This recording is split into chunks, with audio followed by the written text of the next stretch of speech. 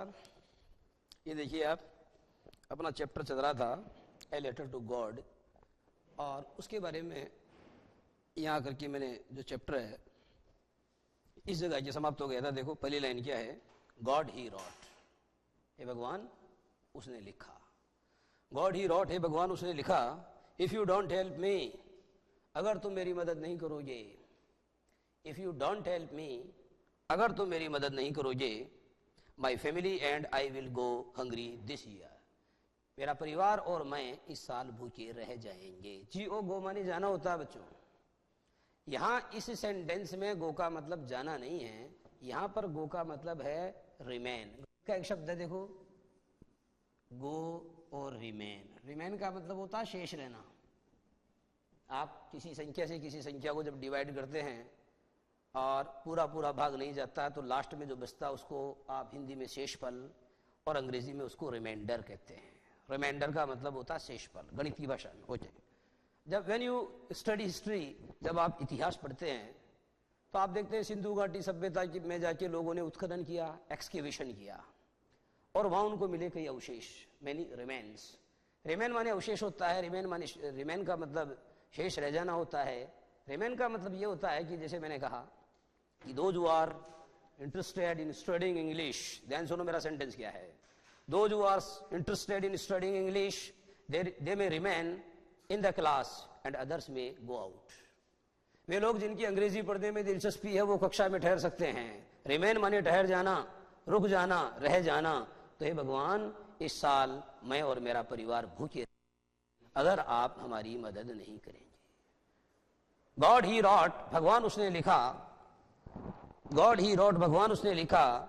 If you don't help me, अगर तुम मेरी मदद नहीं करोगे, हे ईश्वर अगर आप मेरी सहायता नहीं करोगे तो क्या होगा। My family and I will go hungry this year, my family and I will go hungry this year, मेरा परिवार तथा मैं इस साल भूखे रह जाएंगे। देखो बच्चों एक बात समझें आप, ये चीजें तो मैं बाद में समझाऊंगा, पहले एक बात ये समझें।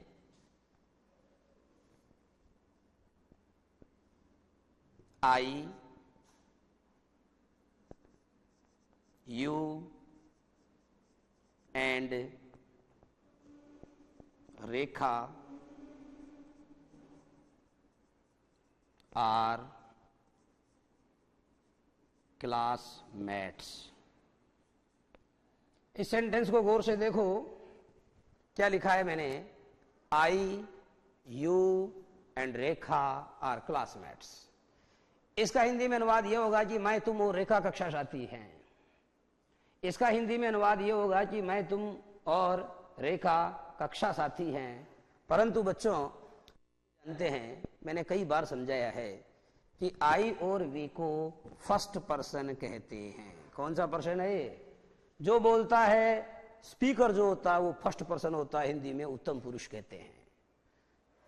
जो फर्स्ट पर्सन होता है वो सिंगुलर में आई होता है और प्लूरल में वी होता है, और जो सेकंड पर्सन होता है बच्चों वो यू होता है, both in singular and in plural. एक वचन तथा बहुवचन दोनों रूपों में सेकंड पर्सन एक ही होता है, यू। यू माने तू होता है, यू माने तुम होता है, यू माने आप होता है। कहने का मतलब सुनने वाले व्यक्ति के लिए हिंदी में आप जितने शब्दों का प्रयोग करते हैं उन सारे शब्दों को कन्वे करने के लिए अंग्रेजी में सिंगल वर्ड कौन सा है, यू। ओके, ये फर्स्ट पर्सन हो गया है, ये हो गया बच्चों सेकंड पर्सन। और रेखा नाम है, आप जानते हो नाम किसी का भी हो वो हमेशा थर्ड पर्सन होता है।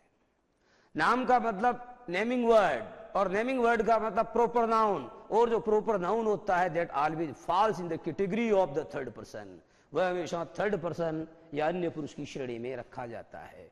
परंतु बच्चों अंग्रेजी में तो नियम ऐसा है कि I, you and Rekha are classmates. इस सेंटेंस का मतलब ये हो गया कि मैं, तुम और रेखा कक्षा साथी हैं, और हमारा कक्षा साथी होना बहुत बड़ा गुनाह हो गया है। ऐसा क्यों? क्योंकि पाप भूल दोष वाले वाक्यों में जो क्रम होता है वो होता है 1 2 3। इसमें जो क्रम देखो आप क्या है, 1 2 3। इस वाक्य को शुद्ध करने के लिए आपको जो क्रम बनाना है वो बनाना है 2 3 1। समझाने वाली बात यह है, अगर किसी सेंटेंस में first person, second person, third person तीनों एक साथ आ रहे हैं, या केवल 2 पर्सन एक साथ आ रहे हैं, तो उनका ऑर्डर, उनका जो क्रम होगा वो होगा सबसे पहले सेकंड पर्सन, और उसके बाद में होगा थर्ड पर्सन, और उसके बाद में होगा फर्स्ट पर्सन। तो देखो इस वाक्य को शुद्ध कैसे करेंगे? इसे शुद्ध करने के लिए सबसे पहले यू लिखना पड़ेगा, क्योंकि ये सेकंड पर्सन है। यू, फिर कोमा लगाओ, रेखा, यू रेखा, और आप जानते हो कोमा चलता है और जो अंतिम आता है उससे पहले एंड लगा देते हैं। तो क्या हो जाएगा? You Rekha and I R classmates. You Rekha and I R classmates, ये वाला वाक्य शुद्ध है। और ऊपर जो सेंटेंस मैंने लिखा वो सेंटेंस गलत है। इसका मतलब ये हुआ कि सेंटेंस में अगर एक से ज्यादा प्रोनाउन आ रहे हैं, एक से ज्यादा प्रोनाउन आ रहे हैं तथा सबका जो पर्सन है वो अलग अलग है। जो समझे कि अगर किसी सेंटेंस में एक से ज्यादा पर्सन आ रहे हैं, पर्सन का मतलब first person, second person, third person, तो उनका क्रम ये होगा। अगर केवल 2 आ रहे हैं तो उनका होगा देखो 2 3, और अगर केवल सेकंड पर्सन और फर्स्ट पर्सन आ रहा है तो होगा 2 1। सारे आ रहे हैं तो क्या होगा? सारे आ रहे हैं तो 2 3 1 होगा। This is the order of writing persons in a sentence. एक सेंटेंस के अंदर जो पर्सन होते हैं, पुरुष होते हैं, उनको लिखने का क्रम ये होता है। एक बात सुनो आप, एक सेंटेंस और है, एक सेंटेंस और देता हूं आपको, आप देखो।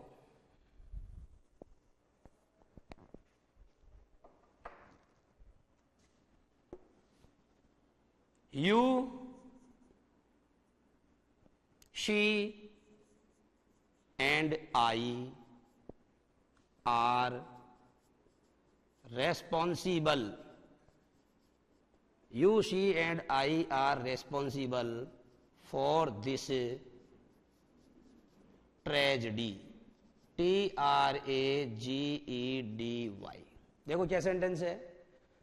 सेंटेंस ये है बच्चों, you, she and I R responsible for this tragedy.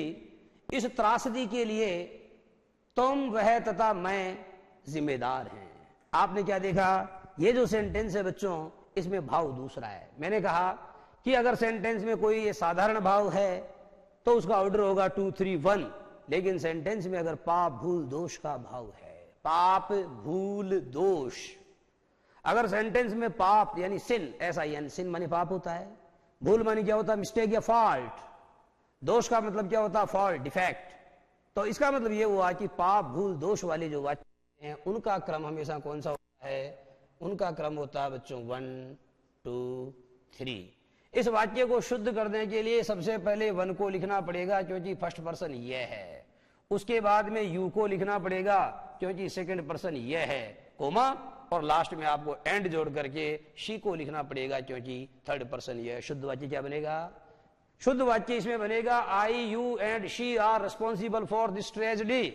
अगर वाक्य साधारण है, उसके अंदर कोई मतलब विशेष भाव नहीं है, साधारण भाव है, तो ऐसे वाक्यों का जो ऑर्डर है वो 2 3 1 होता है। परंतु अगर सेंटेंस पाप भूल दोष वाला है तो ऐसे वाक्य में अगर एक से ज्यादा पर्सन्स के प्रोनाउंस आ रहे हैं और पाप भूल दोष वाला वाक्य है तो उसका ऑर्डर होगा 1 2 3। देखो बच्चों, यहां पर जो सेंटेंस लिखा हुआ आपकी बुक में वो ये लिखा हुआ है कि माई फैमिली एंड आई। देखो आप, माई फैमिली एंड आई, इस बात को आप गौर से देखें। क्या लिखा? My family and I will गो, मेरा परिवार तथा मैं भूखे रह जाएंगे। माई फैमिली थर्ड पर्सन है एंड आई जो है फर्स्ट पर्सन है। तो आपने क्या देखा? क्रम कौन सा बताया था? 2 3 1, 2 3 1। इस सेंटेंस को यो नहीं लिखा जा सकता कि I and my family. My family पहले आएगा क्योंकि थर्ड पर्सन है और आई फर्स्ट पर्सन है, उसका प्रयोग बाद में होगा। तो ये बात आपको अच्छे समझ में आ जाए। मैंने आपको जो चीज समझाई वो ये है, order of persons in a sentence. एक वाक्य में जो पुरुष होते हैं उनका ऑर्डर या उनका क्रम मैंने आपको बताया है, और मैंने कहा कि उनका ऑर्डर या उनका क्रम जो जनरली होता है वो 2 3 1 होता है। कौन सा होता है बच्चों? 2 3 1 होता है। लेकिन अगर वाक्य में पाप भूल दोष का भाव है तब जो पर्सन्स है उनका ऑर्डर 1 2 3 होता है। ये साधारण बात है जो आपको समझनी थी। और दूसरी बात बच्चों, में आपको ऊपर जो सेंटेंस दिया था उसे आप समझें। सबसे पहले एक सेंटेंस दिया बच्चों मैंने, अगर मैं आगरा जाऊंगा तो ताजमहल देखूंगा। देखो, अगर मैं आगरा जाऊंगा तो मैं ताजमहल देखूंगा, इसका मतलब आपको एक शर्त दी है। ऐसे वाक्यों को हिंदी में शर्तियां वाक्य तथा अंग्रेजी में कंडीशनल सेंटेंसेस कहते हैं। कोई काम तो मैं तब करूंगा जब फला शर्त पूरी होगी तो ठीका काम होगा। इसका मतलब यह हुआ कि किसी काम को करने से पहले अगर आपने किसी शर्त को आरोपित कर दिया है तो ऐसे वाक्यों को हिंदी में शर्तियां वाक्य तथा अंग्रेजी में ऐसे वाक्यों को कंडीशनल सेंटेंस कहते हैं। देखो बच्चों, if I go to Agra, अगर मैं आगरा जाऊंगा, आई विल सी द ताज, तो मैं ताजमहल देखूंगा। If I go to Agra I will see the Taj, इसमें आपने क्या देखा? इसमें आपने ये देखा कि दो क्लॉज है। इसमें कितने क्लॉज हैं? 2 क्लॉजेज आर देयर। इसमें 2 उपवाक्य हैं। देखो बच्चों, ये वाला जो उपवाक्य है जो इफ से स्टार्ट हो रहा है, ये वाला पार्ट जो इफ से स्टार्ट हो रहा है, इस वाले पार्ट को हमेशा इफ क्लोज या सबॉर्डिनेट क्लोज कहते हैं। इसको इफ क्लोज या कौन सा क्लोज कहते हैं? देखो क्या क्या नाम बताए? इफ क्लोज या सबॉर्डिनेट क्लोज। सब ऑर्डिनेट, सबऑर्डिनेट को हिंदी में कहते हैं बच्चों आश्रित उपवाक्य। दरअसल क्या है कि ये जो इफ शब्द है बच्चों, इफ, ये क्या है?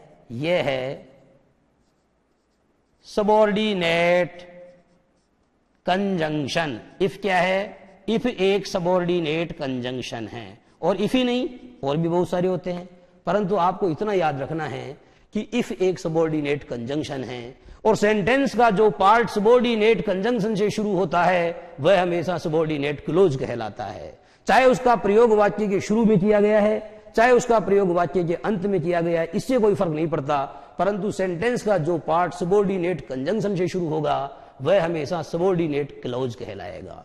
और जो सेंटेंस का बचा हुआ part I will see the Taj, अगर इसका प्रयोग वाक्य के शुरू में होता तो भी कोई फर्क नहीं पड़ता, इसे कहते हैं मेन क्लोज। ये वाला जो पार्ट है बच्चों, ये कहलाएगा MAIN, मेन, या कभी कभी प्रिंसिपल, PRINCIPAL।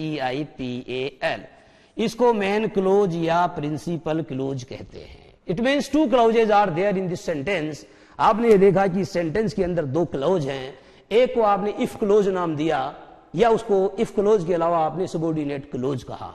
और जो कोमा के बाद में जो दूसरा पार्ट है बच्चों, इसको आपने मेन क्लोज या प्रिंसिपल क्लोज नाम दिया। अगर आपने वाक्यों का क्रम बदल दिया होता, यानी अगर इस उपवाक्यों का आपने क्रम बदल दिया होता और इस सेंटेंस को यूं लिख दिया होता, आई विल सी द ताज, ध्यान सुनो, उल्टा कर रहा हूं मैं, I will see the Taj if I go to Agra, तो भी कोई फर्क नहीं पड़ता। इसका मतलब यह हुआ कि सेंटेंस के जिस पार्ट में कंजंक्शन का प्रयोग होता है, चाहे उसका प्रयोग सेंटेंस के शुरू में हो रहा है या उसका प्रयोग सेंटेंस के बाद में हो रहा है, सेंटेंस के जिस पार्ट में सबऑर्डिनेट कंजंक्शन आएगा, सेंटेंस का वो पार्ट हमेशा सबऑर्डिनेट क्लोज कहलाएगा। अच्छा, ये जो बच्चों इफ क्लोज वाला सेंटेंस है, इसका हिंदी अनुवाद ये होगा, अगर मैं आगरा जाऊंगा तो मैं ताजमहल देखूंगा।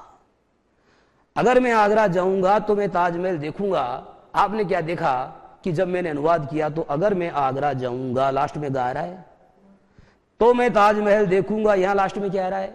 यहां भी लास्ट में गा रहा है। इसका मतलब यह हुआ कि दोनों ही पार्ट जो है फ्यूचर इंडेफिनिट में है, क्योंकि फ्यूचर इंडेफिनिट की पहचान आपको यही तो बताई जाती है कि हिंदी में जिन वाक्यों के अंत में गा जाए, जिया जाए, गिया जाए, गा जी जे, ऐसे वाक्यों का जब आप अनुवाद करते हो तो उनको फ्यूचर इंडेफिनिट मानते हुए उनमें विल या शैल का प्रयोग करना चाहिए। तो आप इसका ट्रांसलेशन जब करते हैं तो कैसे करते हैं देखना, लिखना आप, if I will go to Agra, लिखो if I will go to Agra I will see the Taj Mahal. Okay, ऐसा आप लिखते हैं, if I will go to Agra, अगर मैं आगरा जाऊंगा, आई विल सी द ताज, तो मैं ताज देखूंगा। तो बच्चों इसमें देखने और समझने वाली बात यह है कि हिंदी अनुवाद जब आप करते हो तब तो अनुवाद यही होगा कि अगर मैं आगरा जाऊंगा तो मैं ताजमहल देखूंगा, परंतु अंग्रेजी का नियम यह है कि जो इफ वाला पार्ट है इसमें बच्चों विल या शैल का प्रयोग, ये तो है विल और ये है शैल, इस वाले पार्ट में विल और शैल का प्रयोग कभी नहीं होता। इफ वाला जो पार्ट होता है उसमें या तो वर्ब की फर्स्ट फॉर्म आती है, और अगर सब्जेक्ट सिंगुलर है तो उस वर्ब के अंत में एस या ईएस जोड़ा जाता है। इसका मतलब यह हुआ कि इफ वाला पार्ट जो है वो प्रेजेंट इंडेफिनिट में होगा अगर इधर विल तथा वर्ब की फर्स्ट फॉर्म आ रही है तो। अगर इधर विल तथा वर्ब की फर्स्ट फॉर्म आ रही है, एक बात और समझें कि जो कंडीशनल सेंटेंस होता है बच्चों उसमें शैल का प्रयोग नहीं होता, उसमें विल का ही होता है, क्योंकि जब आपके सामने एक कंडीशन रख दी कि साहब मैं इसका अगर ऐसा हुआ तो मैं ऐसा करूंगा, तो इस वाक्य में आ गया जरूर जरूर का भाव। इस वाक्य में आ गया सर्टेनिटी का भाव, इस वाक्य में आ गया किसी काम के अवश्य कारित होने का भाव। इसलिए जो कंडीशनल सेंटेंस होते हैं उसमें पहला नियम तो बच्चों ये याद रखो कि इफ से शुरू होने वाला जो पार्ट है उसमें कभी भी विल और शैल का प्रयोग नहीं होता है। और ये समझ लो कि जो बाद वाला पार्ट है उसमें अगर विल के साथ फर्स्ट फॉर्म आ रही है तो इधर हमेशा क्या आएगा, इधर हमेशा बच्चों या तो वर्ब की फर्स्ट फॉर्म आएगी या फिर उसके अंत में एस या ई एस जोड़ा जाएगा। शुद्ध वाक्य क्या बनेगा, शुद्ध वाक्य ऊपर वाला, if I go to Agra I will see the Taj. अगर बच्चों यहां आई के स्थान पर मैंने शी कर दिया होता तो शी सिंगुलर है, इसलिए गो के स्थान पर आपको क्या करना पड़ता, यहां गोज करना पड़ता, और इसके स्थान पर क्या करना पड़ता, शी करना पड़ता। बोल के देखो, if I go to Agra, अगर मैं आगरा जाऊंगा आई विल सी द ताज, और अगर शी कर दिया तो if she goes to Agra she will see the Taj, अगर वो आगरा जाएगी तो वह ताजमहल देखेगी। यह है बच्चों कंडीशनल सेंटेंस का पहला वाला पार्ट। इसको यो लिखें आप, इसको यो लिखें और यो समझें कि सेंटेंस अगर इफ से शुरू हो रहा है, देखो तो जो पहला वाला पार्ट होगा बच्चों वो हमेशा प्रेजेंट इंडेफिनिट टेंस में होगा। कौन से टेंस में होगा, वो हमेशा प्रेजेंट इंडेफिनिट टेंस में होगा। उसके बाद में दोनों के बीच में कोमा का प्रयोग होगा जिसका हिंदी में अर्थ होता तो। उसके बाद में दोनों के बीच में कोमा का प्रयोग होगा जिसका हिंदी में अर्थ होता तो। और तो के लिए बच्चों कभी भी देन शब्द का प्रयोग नहीं करना चाहिए कंडीशनल सेंटेंस। आपको देन दिया जा सकता है जो गलत होता है। ये प्रेजेंट इंडेफिनिट आ गया और इसके बाद में कोमा और इसके बाद में आएगा बच्चों फ्यूचर इंडेफिनिट। फ्यूचर इंडेफिनिट इसका मतलब यह हुआ कि यहां पर विल या शैल के साथ वर्ब की फर्स्ट फॉर्म का प्रयोग होता है, परंतु जनरली कंडीशनल में शैल नहीं आता, केवल विल के साथ वर्ब की फर्स्ट फॉर्म आती है। और प्रेजेंट इंडेफिनिट का मतलब क्या हुआ, या तो वर्ब की फर्स्ट फॉर्म आएगी या वर्ब की फर्स्ट फॉर्म प्लस एस या ई एस का प्रयोग होगा। इफ वाले पार्ट में अगर वर्ब की फर्स्ट फॉर्म आ रही है या उसमें एस या ई एस जुड़ा हुआ है तो बच्चों कोमा के बाद वाला जो पार्ट है जिसको आप मेन क्लोज कहते हैं उसमें विल के साथ वर्ब की फर्स्ट फॉर्म का प्रयोग करना चाहिए। अच्छा बच्चों, अगर ये सेंटेंस नेगेटिव होगा तब क्या होगा, देखो एक बार सेंटेंस अगर नेगेटिव है तो क्या होगा। ऊपर वाला सेंटेंस है if I go to Agra I will see the Taj. अब मैं कह रहा हूं इफ आई डोंट, क्योंकि प्रेजेंट इंडेफिनिट में जब नेगेटिव बनाते हैं तो डू या डज का प्रयोग होता है। If I don't go to Agra I will not see the Taj. एक बात यह भी समझें कि बच्चों इफ और नॉट दोनों को मिलाकर के अनलेस कहते हैं। इफ तथा नॉट, देखो शब्द क्या है, यह अनलेस। अनलेस का मीनिंग होता है इफ नॉट, इफ नॉट। तो आप इसको यूं भी कर सकते हैं अनलेस आई गो, या नॉट क्यों नहीं आएगा, क्योंकि नॉट अनलेस में पहले ही आ चुका है। Unless I go to Agra I will not, यहां तो नॉट आएगा, I will not see the Taj. Unless I go to Agra I will not see the Taj. अगर मैं आगरा नहीं जाऊंगा तो मैं ताजमहल भी नहीं देखूंगा। अगर मैं आगरा नहीं जाऊंगा तो मैं ताजमहल भी नहीं देखूंगा। तो बच्चों ये जो कंडीशनल सेंटेंस है उसका जो पहला पार्ट है किस तरीके से कंडीशनल बनता है उसकी जानकारी मैंने आपको दी, और जो बाकी जानकारी है वो बच्चों में आपको 2 मिनट के इंटरवल के बाद दूंगा।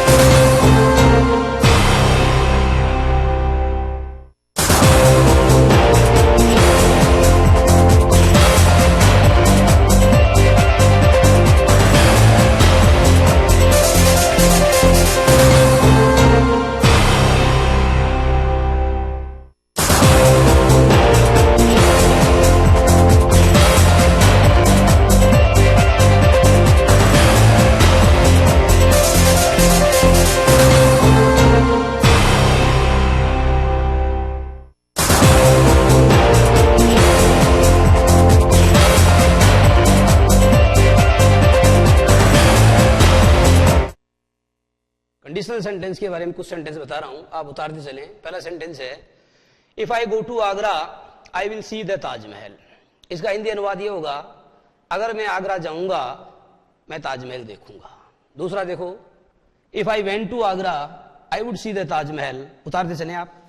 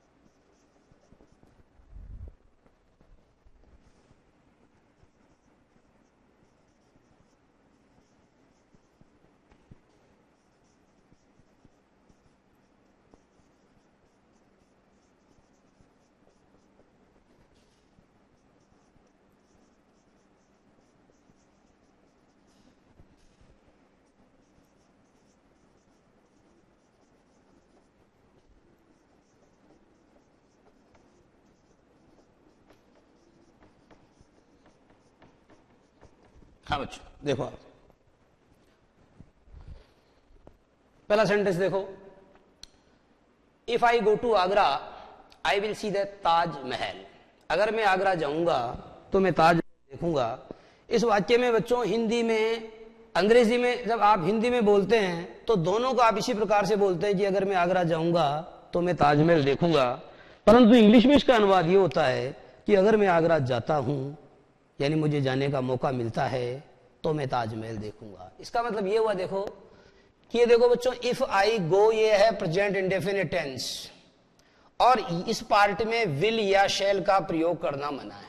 पहली बात तो आपने ये सीखी कि कंडीशनल सेंटेंस के जिस पार्ट में इफ का प्रयोग होता है, कंडीशनल सेंटेंस के जिस पार्ट में इफ का प्रयोग होता है उस पार्ट में बच्चों विल और शैल का प्रयोग कभी नहीं होता। दूसरी बात आपने ये सीखी कि कंडीशनल सेंटेंस में अगर मैं आगरा जाऊंगा तो ताजमहल देखूंगा, उस तो के लिए अंग्रेजी में केवल कोमा का प्रयोग होता है और वहां पर THEN देन का प्रयोग कभी नहीं होता।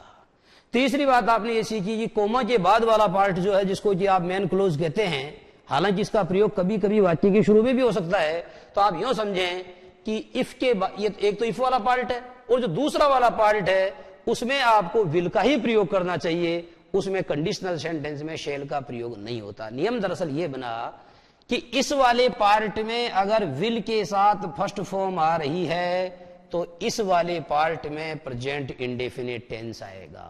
बात को समझे बच्चों, इफ वाले पार्ट में अगर प्रेजेंट इंडेफिनिट टेंस आ रहा है तो बाद वाले पार्ट में विल के साथ वर्ब की फर्स्ट फॉर्म आएगी। ये तराजू वाला मामला है, एक तरफ बाट और दूसरी तरफ बाट के बराबर तोल का माल। ऐसा नहीं हो सकता कि दोनों तरफ बाट या दोनों तरफ माल। मैं ये समझाना चाह रहा हूं कि इधर अगर प्रेजेंट इंडेफिनिट टेंस आ रहा है तो पक्का मान के चलो कि इधर आपको विल तथा वर्ब की फर्स्ट फॉर्म भरनी है, आपको खालिस्तानियों दिया जाएगा। If I go to Agra comma I Khalistan और ब्रैकेट में दिया जाएगा सी द ताजमहल, तो सी को बाहर निकालो और उसके पहले लगाओ विल, क्योंकि इधर क्या आ रहा है क्योंकि इधर आ रहा है बच्चों प्रेजेंट इंडेफिनिट टेंस। कभी कभी आपको सेंटेंस यो दिया जाएगा, देखो आई विल सी द ताजमहल, तो ऐसा कैसा दे देंगे, और यह देंगे आपको इफ आई और ब्रैकेट में दिया जाएगा गो और आगे दिया जाएगा आगरा, टू आगरा। तो आप क्या करो, गो को बाहर निकालो और आई बहुवचन है इसलिए गो का गो लिख दो। लेकिन अगर आई के स्थान पर ही या शी होता तो गो नहीं आएगा, क्या आएगा, तब गो जाएगा। और बच्चों अगर ये सेंटेंस नेगेटिव होता तो यहां इफ आई डोंट गो का प्रयोग होता, क्योंकि आप जानते हो कि प्रेजेंट इंडेफिनिट टेंस में जब किसी वाक्य को आप नेगेटिव या इंटेरोगेटिव बनाते हैं तो ऐसी स्थिति में आपको डू या डज का प्रयोग एचवी के रूप में करना पड़ता है। और पास्ट इंडेफिनिट टेंस के किसी भी अफर्मेटिव सेंटेंस को जब नेगेटिव इंटेरोगेटिव में बदलते हैं तब आपको डिड का प्रयोग एचवी के रूप में करना पड़ता है। और बच्चों आपको यह भी पता होना चाहिए कि जिस सेंटेंस में डू डज और डिड का प्रयोग होता है उस सेंटेंस में हमेशा वर्ब की फर्स्ट फॉर्म का प्रयोग होता है। डज के साथ वर्ब की फर्स्ट फॉर्म में ऐसे आईएस नहीं जुड़ सकता, डिड के साथ वर्ब की सेकंड फॉर्म का प्रयोग नहीं हो सकता। डिड राम किल्ड रावण, गलत है, सही क्या है, did Ram kill Ravan. Did आ रहा है तो किल का प्रयोग होगा, वर्ब की फर्स्ट फॉर्म का प्रयोग होगा, और डज आ रहा है तो वर्ब की फर्स्ट फॉर्म आएगी, उसमें एस या ईएस नहीं जुड़ेगा। ठीक है बच्चों, आगे देखना।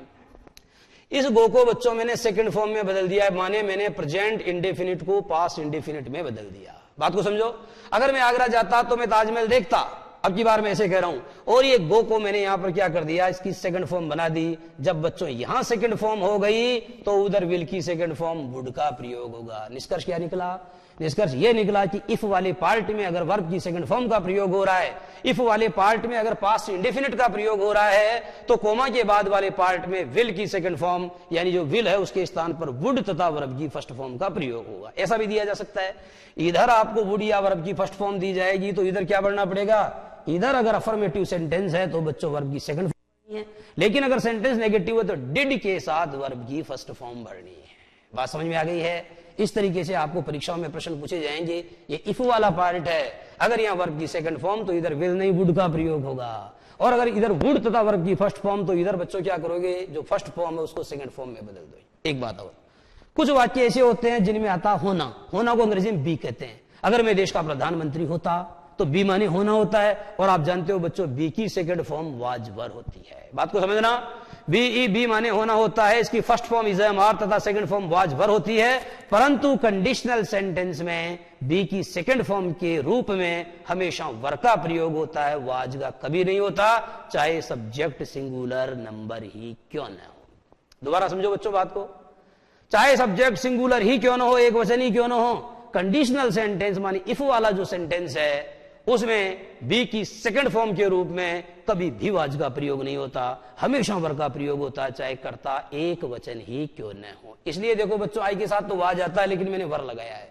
सेंटेंस अगर मैं देश का प्रधानमंत्री होता तो मैं इनकम टैक्स को बंद कर देता, अगर मैं देश का पीएम होता तो मैं इनकम टैक्स को समाप्त कर देता। If I were the PM of India I would abolish income tax. इसका निष्कर्ष ये निकला कि इधर वुड तथा वर्ब की फर्स्ट फॉर्म आ रही है। बात को समझना, अगर कोमा के बाद वाले पार्ट में वुड के साथ वर्ब की फर्स्ट फॉर्म आ रही है और पहले वाले पार्ट में ब्रैकेट में बी दिया हुआ बी, तो उसकी सेकंड फॉर्म के रूप में हमेशा वर का प्रयोग होगा। क्या भरना पड़ेगा, if I were the PM of India. और सुनो बच्चों, अगर यहां आपको वर दिया हुआ है और बाद वाले पार्ट में खाली स्थान में वर्ब दी हुई है ब्रैकेट में, तो उस वर्ब को बाहर निकालो और उसके पहले वुड का प्रयोग करो। वुड प्लस वर्ब की फर्स्ट फॉर्म का प्रयोग होगा। अगर इधर वर आ रहा तो वर भी वर्ब की सेकंड फॉर्म होती है, वेंट भी वर्ब की सेकंड फॉर्म होती है। परंतु इतना सा समझ लें कि कंडीशनल सेंटेंस में बी वर्ब के रूप में जो सेकंड फॉर्म आएगी वो वाज वर दो होती है, पर वाज का प्रयोग कभी नहीं होता, चाहे कर्ता एक वचन हो। कंडीशनल में तो हमेशा वर का ही प्रयोग होता है। ओके, आगे देखो बच्चों, कभी कभी ये भी होता है इफ को हटा दिया जाता है और वर को उठा के कर्ता के पहले रख दिया जाता है। कभी कभी ये भी होता है कि इफ को हटा दिया जाता है, ये जो इफ है इसको हटा दिया और वर का इन्वर्जन कर दिया, यानी जो वर एचवी है उसको उठा करके आपने सब्जेक्ट के पहले रख दिया। परंतु बच्चों आपको ये तो पता होगा कि किसी भी सेंटेंस में अगर हेल्पिंग वर्ब को कर्ता के पहले उठा के रख दिया तो उस वाक्य के अंत में क्या आता है, क्वेश्चन मार्क आता है, वो वाक्य प्रश्नवाचक बन जाता है। परंतु यहां देखो, were I the PM of India I would abolish income tax, यहां क्वेश्चन मार्क मैंने नहीं लगाया है। इनकम टैक्स के अंत में बच्चों फुल स्टॉप का प्रयोग हो रहा है, क्वेश्चन मार्क का प्रयोग नहीं हो रहा है। इसका मतलब यह हुआ कि वर यानी किसी भी एचवी को उठा करके अगर कर्ता के पहले रख दिया जाए तो वाक्य इंटेरोगेटिव हो जाता है, और इंटेरोगेटिव सेंटेंस के अंत में जो पंक्चुएशन मार्क है उसके रूप में फुल स्टॉप का प्रयोग नहीं होता, क्वेश्चन मार्क का होता है। परंतु बच्चों कंडीशनल सेंटेंस में जब आपने वर्ब को उठा के यहां आगे रख दिया तो इस वर्ब का मीनिंग क्या नहीं हुआ, बल्कि इसका मीनिंग क्या हुआ, इसका मीनिंग हो गया काश। इसका कैसे पता चला, इसका ऐसे पता चला कि वाक्य के अंत में क्वेश्चन मार्क नहीं आ रहा। ध्यान से सुनो, जिन वाक्यों में वर्ब का प्रयोग सब्जेक्ट के पहले हो रहा हो लेकिन अंत में क्वेश्चन मार्क नहीं फुल स्टॉप आ रहा हो, ऐसे वाक्य हमेशा कंडीशनल होते हैं और ऐसे वाक्यों में वर्ब का मीनिंग काश होता है। काश मैं देश का प्रधानमंत्री होता, काश मैं देश का प्रधानमंत्री होता तो मैं इनकम टैक्स को बिल्कुल खत्म कर देता, ऐसा ये वाक्य है। ओके आगे बढ़ाएं। आगे चल रहा है, देखो if I had gone to Agra. देखो बच्चों यहां पहले क्या आया था, गो माने प्रेजेंट इंडेफिनिट, फिर आपने क्या किया, गो की जगह वेंट सेकंड फॉर्म, और इधर कर दिया विल का वुड। अब मैं कर रहा हूं इसको इफ आई हैड गॉन, यानी यहां हेड तथा वर्ब की थर्ड फॉर्म माने मैं इसको पास्ट परफेक्ट में बदल रहा हूं। किस में बदल रहा हूं, पास्ट परफेक्ट में। देखो तीसरा नियम यह है, इफ वाले पार्ट में अगर हेड के साथ वर्ब की थर्ड फॉर्म आ रही है, इफ वाले पार्ट में अगर हेड के साथ वर्ब की थर्ड फॉर्म आ रही है तो बाद वाले पार्ट में क्या होगा, वुड हैव तथा वर्ब की थर्ड फॉर्म का प्रयोग होगा। आपको सेंटेंस यूं दिया जा सकता है, if I had gone to Agra, if I had gone to Agra I would see the Taj Mahal. गलत है, वुड सी को काट के वुड हैव सीन करना पड़ेगा क्योंकि इधर हेड तथा वर्ब की थर्ड फॉर्म आ रही है। इफ वाले पार्ट में अगर हेड तथा वर्ब की थर्ड फॉर्म आ रही है तो बाद वाले पार्ट में वुड हैव के साथ में वर्ब की थर्ड फॉर्म का प्रयोग करना चाहिए। और सुनो, अगर इधर वुड हैव के साथ वर्ब की थर्ड फॉर्म का प्रयोग हो रहा है और बच्चों इधर आपको सेकंड फॉर्म दे रखी है तो वो गलत है, उसे काट के हेड प्लस वर्ब की थर्ड फॉर्म का प्रयोग करना चाहिए। कभी कभी यह भी होता है बच्चों कि इफ है इसको हटा दिया जाता है और हेड को उठा करके आगे रख दिया जाता है। ऐसे वाक्य जिनमें हेड का प्रयोग सब्जेक्ट के पहले हो रहा हो परंतु उन वाक्यों के अंत में क्वेश्चन मार्क नहीं बल्कि फुल स्टॉप आ रहा हो, ऐसे वाक्य बच्चों हमेशा कंडीशनल होते हैं। और उनका मीनिंग क्या होता है, उनका मीनिंग ऐसे वाक्यों में हेड का मीनिंग भी काश होता है। जैसे had I gone to Agra, काश में आगरा गया होता, had I gone to Agra, काश में आगरा गया होता, I would have seen the Taj Mahal. यहां देखो बच्चों हेड आ रहा ना, और इधर ये क्या है, वर्ब की थर्ड फॉर्म आ रही है, यानी इसमें इफ को हटा दिया गया। यानी जिन वाक्यों में हेड के साथ वर्ब की थर्ड फॉर्म का प्रयोग होता है और अंत में क्या नहीं आता, क्वेश्चन मार्क नहीं आता बल्कि फुल स्टॉप आता है, तो इस वाले पार्ट में हेड प्लस वर्ब की थर्ड फॉर्म आ रही है तो इधर बच्चों वुड हैव के साथ वर्ब की थर्ड फॉर्म का प्रयोग होगा। और एक इंपॉर्टेंट बात यह भी है कि कभी कभी किसी सेंटेंस में हेड का प्रयोग दो बार होता है। कुछ सेंटेंस ऐसे होते हैं जिनमें हेड का प्रयोग दो बार होता है, तो वहां आपको कंफ्यूज होने की जरूरत नहीं है। देखो बच्चों इसमें क्या है, वुड हैव के बाद में वर्ब की थर्ड फॉर्म आ रही है, वुड हैव के बाद में वर्ब की थर्ड फॉर्म आ रही है। अगर उस वाले पार्ट में वुड हैव के साथ वर्ब की थर्ड फॉर्म आ रही है तो जो पहला वाला पार्ट है उसमें हेड के साथ वर्ब की थर्ड फॉर्म आनी चाहिए। तो देखो बच्चों ये तो है हेड, और ये हेड की थर्ड फॉर्म है क्योंकि हैव एक ऐसी क्रिया है जो हेल्पिंग वर्ब का काम भी करती है और मेन वर्ब का काम भी करती है। हैव की सेकंड फॉर्म हेड और थर्ड फॉर्म हेड होती है। यहां पर देखो ये तो एच वी है, ये वाला हेड तो एच वी है और ये वाला हेड एम वी थर्ड है। सेंटेंस क्या बना, if we had Virat Kohli in our team, अगर विराट कोहली हमारी टीम में होते, we would have won the match, तो हम निश्चित रूप से मैच को जीत चुके होते। इस वाक्य को बच्चों यूं भी बना सकते हो, इफ को हटा दो और इस हेड को आगे ले आओ, क्या बन जाएगा, हेड वी और यहां फिर हेड आ जाएगा, had we had Virat Kohli, had we had Virat Kohli in our team, अगर हमारी टीम में विराट कोहली होते, कोमा लगाओ और बाकी सेंटेंस ऐसा का ऐसा उतार दो। और इस वाक्य के अंत में आपको फुल स्टॉप का प्रयोग करना है, इस वाक्य के अंत में आपको क्वेश्चन मार्क का प्रयोग नहीं करना है, क्योंकि यहां बच्चों हेड का मीनिंग क्या नहीं है, यहां हेड का मीनिंग काश है और यह एक कंडीशनल सेंटेंस है, यह एक कंडीशनल सेंटेंस है। तो बच्चों इस बात को आप उतार लें, आपको यह तो आपने उतार ही लिया होगा परंतु आपको फिर भी मैं थोड़ा सा टाइम दे रहा हूं, इसको उतार लें और दोबारा इस बात को समझ लें कि कंडीशनल सेंटेंस वो होते हैं जो जनरली इफ से शुरू होते हैं। कंडीशनल सेंटेंस का पहला कायदा यह है कि इफ वाले पार्ट में अगर प्रेजेंट इंडेफिनिट का प्रयोग हो रहा है तो बाद वाले पार्ट में बच्चों विल के साथ वर्ब की फर्स्ट फॉर्म का प्रयोग होगा। कंडीशनल सेंटेंस का दूसरा कायदा यह है कि अगर आपने प्रेजेंट इंडेफिनिट के स्थान पे पास्ट इंडेफिनिट का प्रयोग किया है तो दूसरे वाले पार्ट में वुड के साथ वर्ब की फर्स्ट फॉर्म का प्रयोग होगा। यानी फर्स्ट फॉर्म को इधर आपने सेकंड फॉर्म में बदल दिया तो उधर भी उनको वुड में बदलना चाहिए। कंडीशनल सेंटेंस का तीसरा कायदा यह है कि इफ वाले पार्ट में अगर वर का प्रयोग हो रहा है, आप जानते हैं कि वर हमेशा बी वर्ब की सेकंड फॉर्म होती है और बी वर्ब की सेकंड फॉर्म तो वाज भी होती है, परंतु कंडीशनल सेंटेंस में वाज का प्रयोग कभी नहीं किया जाता, केवल वर का प्रयोग किया जाता है। अगर कंडीशनल सेंटेंस में इफ वाले पार्ट में वर का प्रयोग हो रहा है तो बाद वाले पार्ट में बच्चों आपको वुड के साथ वर्ब की फर्स्ट फॉर्म का प्रयोग करना चाहिए। और अगर कंडीशनल सेंटेंस में हेड के साथ वर्ब की थर्ड फॉर्म आ रही है, हेड के साथ वर्ब की थर्ड फॉर्म आ रही है इफ वाले पार्ट में, तो बच्चों बाद वाले पार्ट में आपको वुड हैव के साथ वर्ब की थर्ड फॉर्म लगानी चाहिए। तो यह है बच्चों कंडीशनल सेंटेंस जो होते हैं उनका सारांश। आप इनको थोड़ा समझना और समझ करके इसमें अगर आपको कोई क्वेरी हो तो उस पर मुझसे आप फोन पे बात कर सकते हैं। और आप देखें कि इस सेंटेंस को, लास्ट वाले सेंटेंस को देखो, if you don't help me, एक कंडीशनल सेंटेंस आया है, ईश्वर को लेंचो पत्र लिखता है, हे भगवान if you don't help me, अगर तुम मेरी सहायता नहीं करोगे। इसके बाद क्या आ रहा है, डोंट प्रेजेंट इंडेफिनिट, आगे वाले देखो विल आ रहा है, my family and I will go hungry this year, इस साल मैं तथा मेरा परिवार भूखे मर जाएंगे, रह जाएंगे। तो इस तरीके से बच्चों आज की बात यही समाप्त, बाकी बात अगली क्लास में।